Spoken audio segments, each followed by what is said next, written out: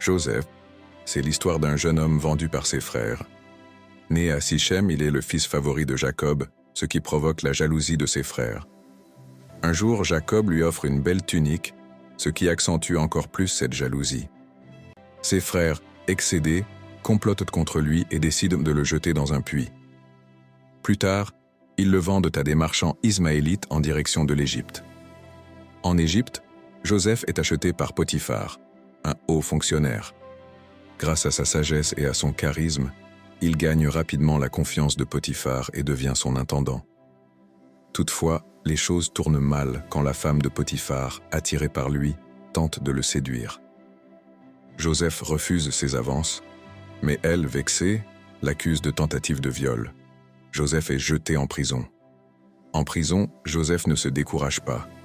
Il interprète les rêves de deux compagnons de cellule.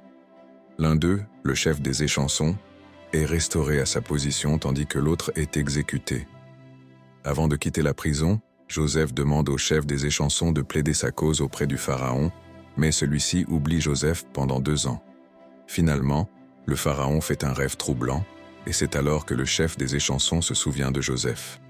Il est vite sorti de prison pour interpréter le rêve du pharaon, prédisant 7 années d'abondance suivies de 7 années de famine. Impressionné, le pharaon nomme Joseph gouverneur d'Égypte, lui conférant une puissance et une responsabilité immenses. Pendant la famine, Joseph gère les ressources de manière efficace. Ses frères, affamés, se rendent en Égypte pour acheter du grain. Ils ne reconnaissent pas Joseph, mais lui les identifie. Après quelques tests pour évaluer leur changement, il se révèle à eux, leur pardonne et les invite à s'installer en Égypte, où ils sont réunis avec leur père, Jacob.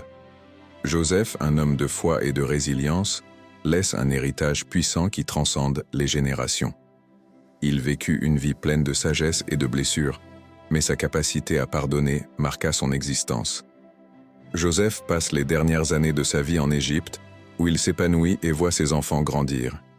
Il eut 2 fils, Éphraïm et Manassé. À la fin de sa vie, il demanda à ses frères de ne pas laisser ses os en Égypte, mais de les ramener dans la terre promise.